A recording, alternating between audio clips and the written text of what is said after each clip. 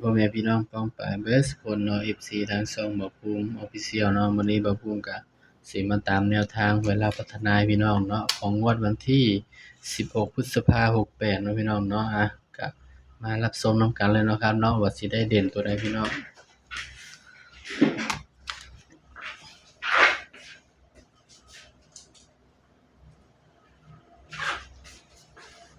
มื้อนี้ก็รัฐบาลไทยก็ออกแล้วเนาะพี่น้องเนาะสำหรับรัฐบาลไทยเนาะซื้อหยังก็ได้เนาะพี่น้องเนาะให้วิ่งเนาะสำหรับสายวิ่งเนาะก็ให้วิ่ง1เด้อพี่น้องเด้อสำหรับสายออกกำลังกายเนาะคือให้วิ่ง1พี่น้องสำหรับงวด16พฤษภาคม68สำหรับหวยลาวสตาร์เนาะพี่น้องเนาะ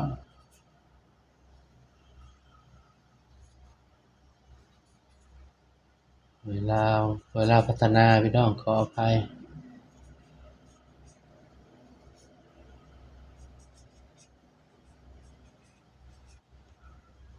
นะสำหรับลาวพัฒนาเนาะงวดวันที่16พฤษภาคม68เนาะพี่น้องเนาะลาวพัฒนาเฮาก็มาเบิ่งนำกันเนาะสำหรับสิได้เด่นตัวใดเนาะพี่น้องเนาะเด่น3ตัวมา1ตัวเด้อครับเด้อนี่สำหรับสูตรนี้เนาะเด่น3ตัวมา1ตัวพี่น้องปากกาแดงคือจางแท้มันสิเบิดแล้วบ่นี่พี่น้องปากกาแดงข้อยมันออกอีก985 98 3700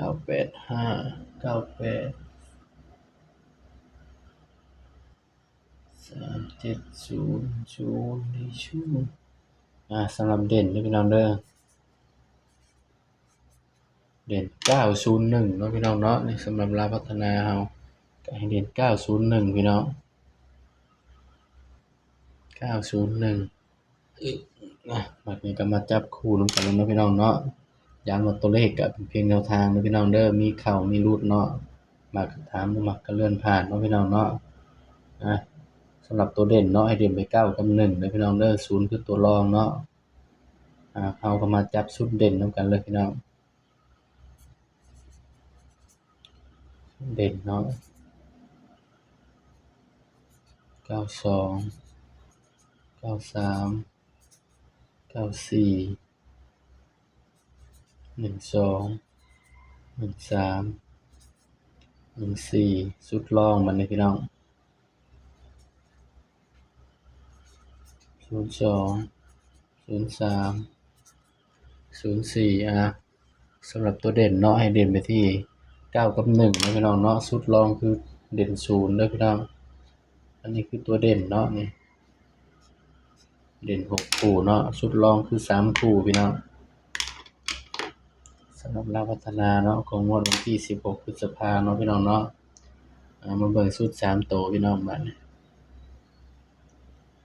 5 6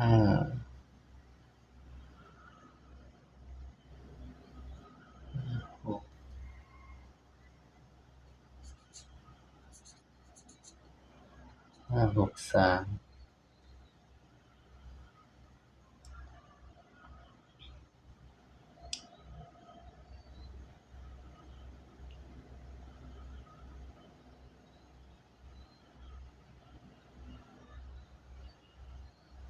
1 4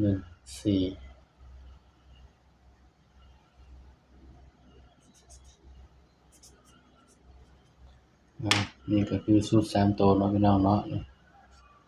ย้ำว่าตัวเลขก็เป็นเพียงแนวทางเด้อครับเด้อนี่มีเข้าแล้วก็มีหลุดเนาะพี่น้องเนาะนี่สำหรับคลิปนี้เนาะบ่าวภูมิก็ฝากพี่น้องกดไลค์กดแชร์กดติดตามช่องบ่าวภูมิ Official เด้อพี่น้องเด้อก็